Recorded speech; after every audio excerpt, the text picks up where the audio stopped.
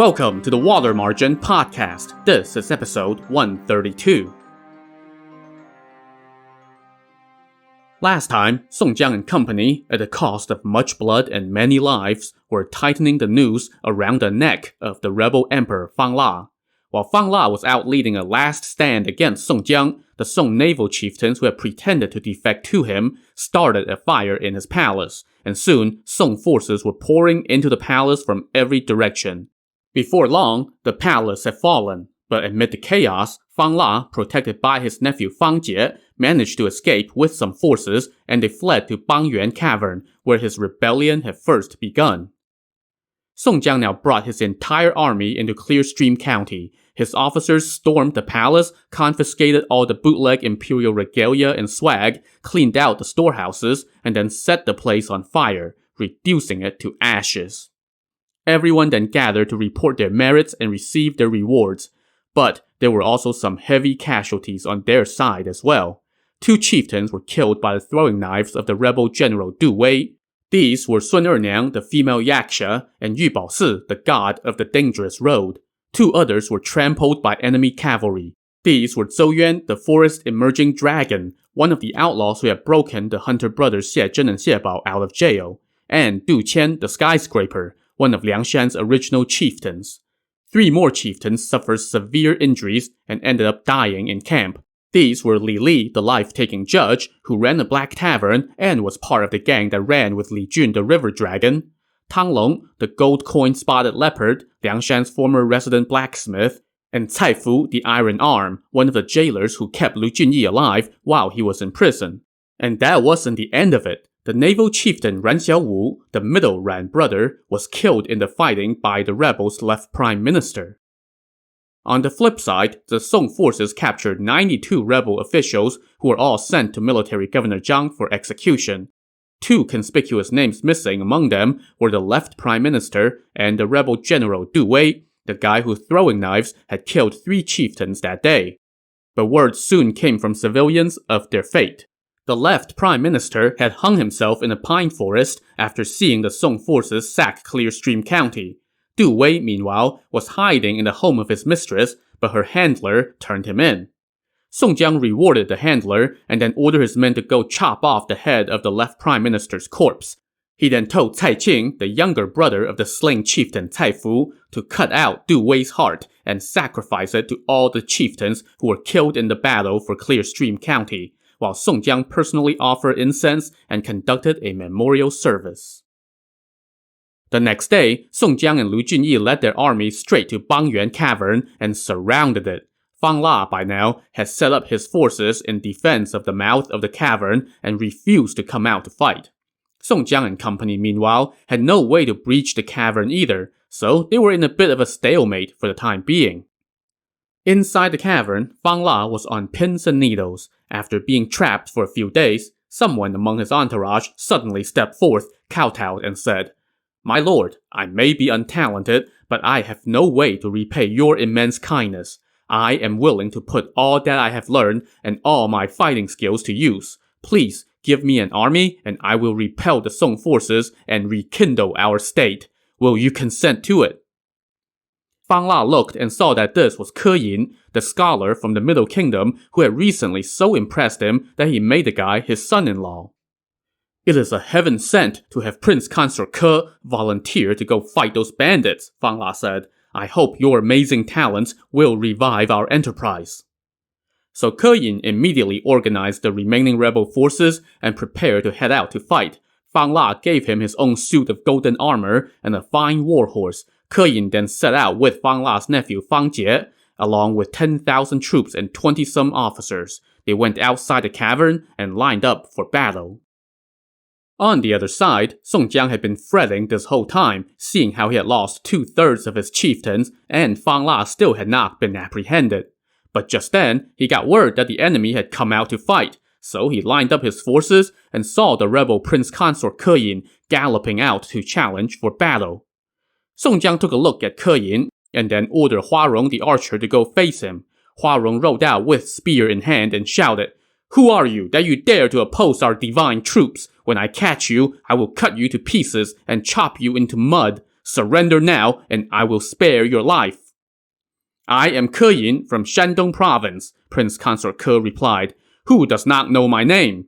You all are just a gang of brutes and two-bit bandits from Liangshan. You have just been taking advantage of us because we didn't know your dirty tricks. I wish nothing more than to kill you all and to reclaim our cities."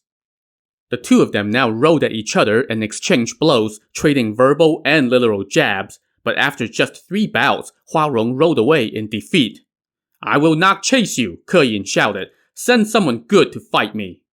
Once Huarong reported back, Song Jiang sent out Guan Sheng the Great Saber, who rode out and roared, "You petty officer from Shandong, do you dare to fight me?" Ke Yin wielded his spear and took on Guan Sheng, and neither showed any sign of fear. After just a few bouts, however, Guan Sheng also turned and rode back to his lines in defeat. Ke Yin did not chase him, and instead asked if anyone else dared to fight. Song Jiang now sent out Zhu Tong, the Lord of the Beautiful Beard. They fought for about 7 bouts, before a thrust from Ke Yin forced Zhu Tong to abandon his horse and flee back to his own lines on foot.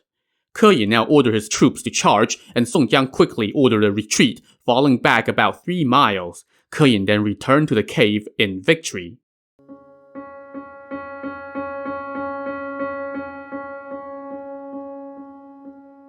When Fang La heard that his son-in-law had defeated 3 of the enemy's top remaining generals, he was ecstatic. He threw a feast to celebrate the victory, personally toasting Ke Yin, saying, "I never expected that you would be so skilled in civil and military matters. I thought you were just a scholar. If I had known you were such a hero, I would not have lost so many cities. I hope you will use all your skills to exterminate the enemy and rekindle our enterprise. Then you and I can enjoy peace and prosperity together for all eternity." "My lord, please have no worries," Ke Yin said. "I am your servant, so I should dedicate all that I have to our kingdom. Tomorrow, please go to the top of the hill to watch me fight the enemy. I promise to cut down Song Jiang and his gang." Fang La was delighted, and they feasted deep into the night. The next morning, Fang La ordered his men to slaughter oxen and horses to feed the army. Ke Yin then set out again, accompanied by his personal servant, Attendant Yun, while Fang La and his attendants and top officials went to the top of the hill above the cavern to observe the battle. Once again, the two sides lined up. This time, Fang La's nephew Fang Jie, who was a fierce warrior in his own right, told Ke Yin, "Please hold on and watch me cut down an enemy general, and then you can attack with the army." So Fang Jie rode out, and he was met by Guan Sheng the Great Saber. The two of them dueled for a dozen or so bouts without a winner. So Song Jiang sent Huarong the archer to go join the fight. Fang Jie showed no fear against 2 opponents, but he was soon put on the defensive. Song Jiang now sent in Zhu Tong, the Lord of the Beautiful Beard, and Li Ying, the Striking Hawk. Seeing that it was going to be 4 against 1, Fang Jie now turned and rode back toward his own lines. He saw Ke Yin waving in his direction from under the main banner. He could also hear the 4 enemy generals giving chase from behind, so Fang Jie rode toward Ke Yin for help. But when he approached Ke Yin, Fang Jie suddenly saw Ke Yin raise his spear and stab at him. Fang Jie was shocked and quickly hopped off his horse to dodge the thrust, but it was too late. Ke Yin ran him through with the spear, while Ke Yin's servant, Attendant Yun, ran up and finished him off with a knife. Ke Yin now pulled off his mustache and glasses disguise and shouted, "I am not Ke Yin, I am Cai Jin." The rebel soldiers looked at each other and were like, "Who?" "You know, Cai Jin, the little whirlwind." "Huh? A general under Song Jiang? Oh crap, a mole!" The rebel officers and soldiers were stunned and scrambled for their lives. So yeah, when Cai Jin and Yan Qing the prodigy went off on their spy mission a few episodes back, they went and introduced themselves to Fang La's left prime minister under the assumed identities of a scholar and his servant, and Cai Jin ended up becoming Fang La's son-in-law. And it all led up to this moment. The previous day, everyone on Song Jiang's side recognized Cai Jin as soon as he rode out to the front lines. Then, when he was fighting with Huarong, Cai Jin whispered to Huarong that Song Jiang should pretend to lose that day and then prepare for the surprise reveal the next day. And now, that surprise reveal had taken the last bit of fight from the rebels. Cai Jin now shouted aloud, "Whoever captures Fang La will become a high official and ride a fine horse. Whoever surrenders can save their own lives. anyone who resists will see their entire family executed.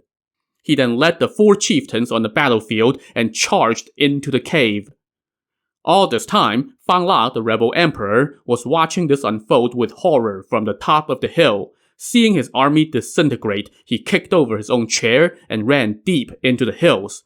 By the time Song Jiang's army fought their way into the cavern, Fang La was long gone. But there was plenty of mop-up duty, as they captured numerous rebel officials. Yanqing the prodigy had some trusted men carry out a couple loads of valuables from the rebel storehouses and then set the place on fire.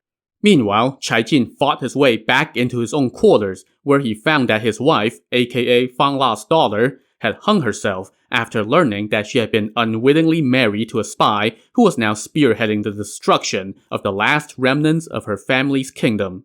So, Cai Jin set that part of the cave on fire as well, but he allowed all their servants to escape. Elsewhere in the cave, the Song forces were not so forgiving. As they entered, they slaughtered the palace maids, servants, Fang La's relatives, and pretty much anyone they came across. They also raided the fineries of Fang La's quarters. One of the chieftains, Ran Xiaoqi, the last surviving Ran brother, fought his way into Fang La's private quarters and found a chest containing Fang La's bootleg imperial regalia. Seeing the bejeweled outfit, Ran Xiaoqi decided, hey, why don't I put this on, just for laughs? So he threw the dragon robe over himself, put on the jade belt and the imperial headdress. Then he hopped on his horse and rode outside. All the Song soldiers and officers outside saw someone in imperial regalia ride out, and they thought it was Fang La, so they rushed toward him. But then they realized that it was Ran Xiaoqi, and everybody indeed had a good laugh, which spurred on Ran Xiaoqi even more, and he started riding everywhere to show everyone. But then he heard a couple people curse at him. Are you trying to emulate Fang La all dressed up like this? He turned and saw that it was 2 of the top generals who came to join the campaign with Tong Guan, the Chancellor of Military Affairs and longtime thorn in the side of the Liangshan heroes. Unlike Ran Xiaoqi's fellow chieftains, those 2 guys were not amused at all by the sight of him parading around in the imperial regalia of a rebel who declared himself emperor, and so they let him hear it. Ran Xiaoqi in turn also got angry. He pointed at the 2 generals and cursed, "You 2 pricks! If not for my brother Song Jiang, you would have lost your heads to Fang La long ago." And things only escalated from there. Pretty soon, Ran Xiaoqi was coming at them with a spear. Word of this altercation quickly got to Song Jiang, who rushed over, lectured Ran Xiaoqi, and told him to take that off right now. Song Jiang then apologized to the 2 generals, who walked away seething.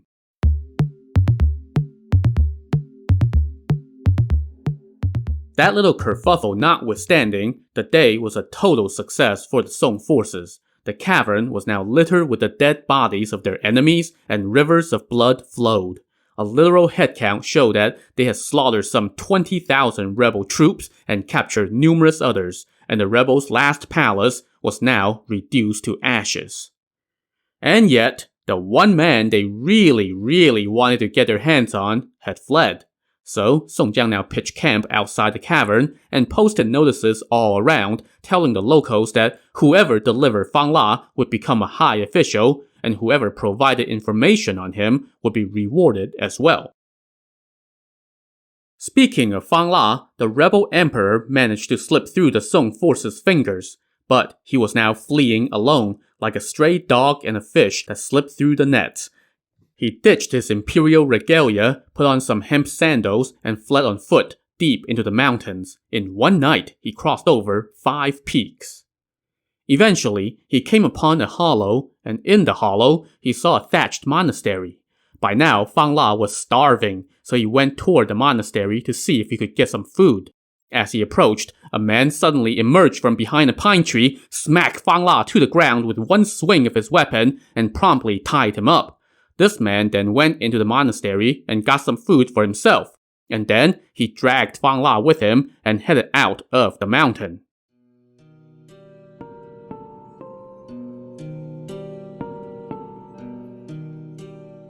On the way, they ran into some of the Song soldiers who were searching the mountain, and they were surprised and ecstatic to see this guy, and promptly escorted him and Fang La back to camp.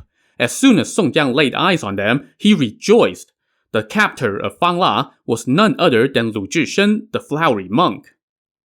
So, in case you forgot, Lu Zhishen had vanished into the mountains a couple episodes back when he was chasing the enemy general Xiahou Cheng back during the intense fighting on Black Dragon Ridge. Nobody knew where he went, but now, all of a sudden, he popped up in the most convenient of places. So, what gives? I chased Xiahou Cheng deep into the mountains and ended up killing him, Lu Zhishen told Song Jiang.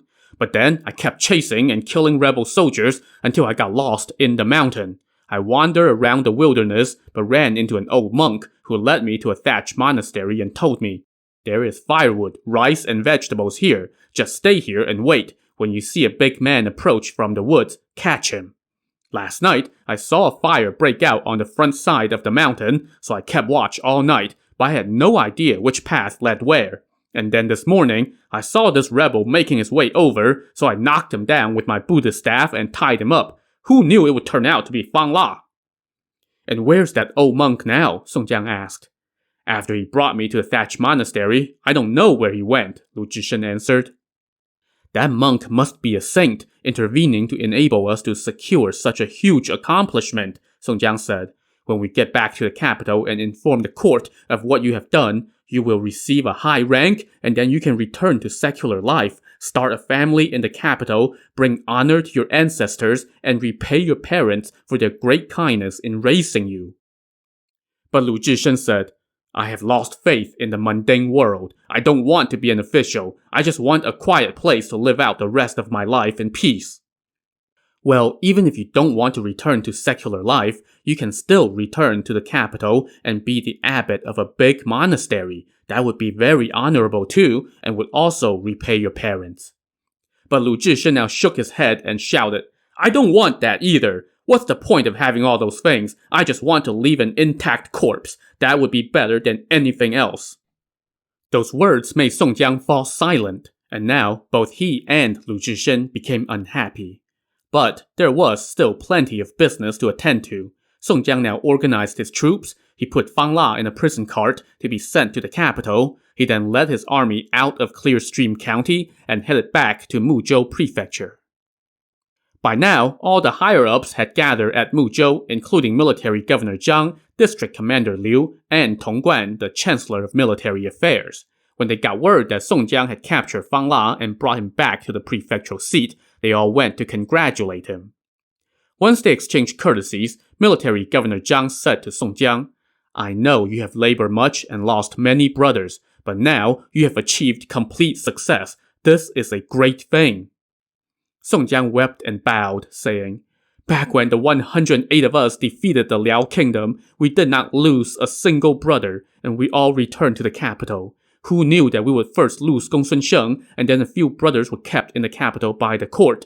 And since we crossed the river and came south, we have lost 70% of our brothers. Even though I am still alive, how can I go back to face the elders of Shandong province and my relatives in my home village?" "Don't say that, General," Military Governor Zhang consoled him. "As the old saying goes, poverty or wealth, high rank or low, short life or long, all are predestined. Those fortunate enough to live must send off the unfortunates who have died.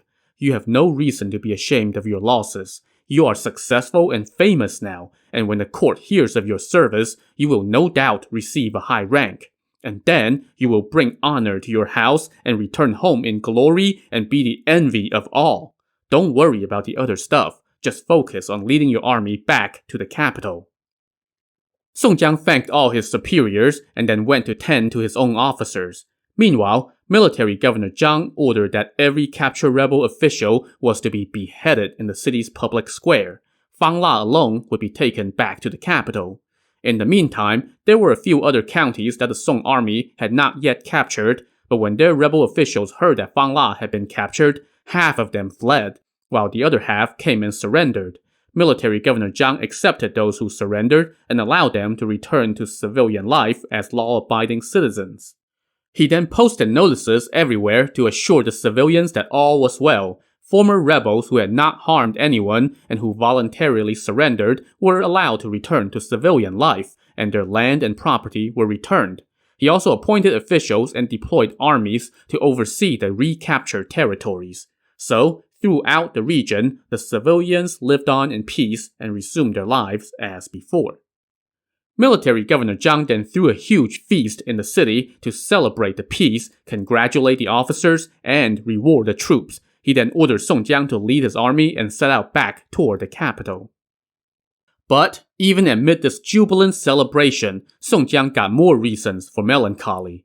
6 chieftains had previously fallen ill and had to stay behind in Hangzhou Prefecture to recuperate, and Song Jiang also left 2 others to watch over them.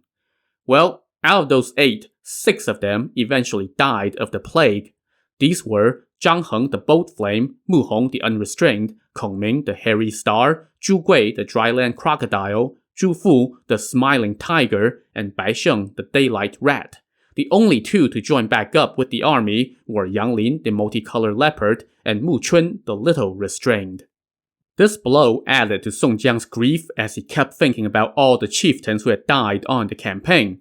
Now that peace had been won with their blood, he decided to find a quiet spot in a temple in the city and held a memorial service. He hung up a long banner, had 360 scriptures read, and prayers offered so that the deceased might ascend from the underworld into heaven. The next day, he slaughtered oxen and horses and prepared a sacrifice. He then went with his officers to the temple of the Black Dragon Spirit and offered thanks for the Dragon Spirit for protecting him from the rebels' black magic during the fighting on Black Dragon Ridge. Upon returning to camp, he collected the bodies of all the chieftains who had died and gave them proper burials. All this done, he now packed up his forces and followed Military Governor Zhang back to Hangzhou Prefecture to await an imperial edict to summon them back to the capital. He also sent along the records of all his officers' merits. As he watched his forces set out, he saw that only 36 of the 108 chieftains, including himself, were left. Now, if you're expecting a list of who's left, just hold on. That'll come later because, well, you'll see. Once back at Hangzhou, Song Jiang and his army camped at 6 Harmonies Monastery outside the city. Song Jiang and Lu Junyi went into the city during the day to await orders, while all the other officers rested at the monastery. While there, Lu Zhishen and Wu Song saw how gorgeous the scenery outside the city was, and they fell in love with the place. Then, one night, the moon was clear, the breeze cool, and the water and sky an azure blue. Lu Zhishen and Wu Song were sleeping in one of the monks' quarters when suddenly they heard a thunderous sound coming from the river. This was the sound of incoming tides, but Lu Zhishen was from an arid part of the north and had never heard the sound of river tides. He thought it was the sound of war drums signaling more trouble from rebels, so he leapt to his feet, grabbed his Buddhist staff, and charged out with a roar. All the resident monks were taken aback, and then they asked him what he was doing. "I heard war drums, so I'm going out to fight," he said. All the monks laughed and told him, "Master, you're mistaken. That's not war drums, that's the sound of the old faithful tide on our river." "Why do you call it that?" The monks pushed open a window, pointed at the incoming tides, and told him, "That tide comes twice a day and is always on time. Today is the 15th day of the 8th month, so the tides are coming at midnight, exactly as expected. That is why we call it Old Faithful." As he looked out at the tides, Lu Zhishen suddenly clapped his hands and laughed. "My master, Abbot Zhizhen, once gave me 4 lines of prophecy. The first line was, 'Take Xia when you encounter him,' which I fulfilled when I captured Xiahou Cheng. The second line was, 'Seize La when you meet,' and so I caught Fang La. And now I am fulfilling the last 2 lines. When you hear the tide, round out the circle. When you see the tide, in silence rest." Well, I've heard the tide and I have seen the tide, but what am I supposed to do? To find out what he is supposed to do, tune in to the next episode of the Water Margin podcast. Also on the next episode, Song Jiang finally makes it back to the capital. See how many other chieftains make it back with him. So join us next time. Thanks for listening.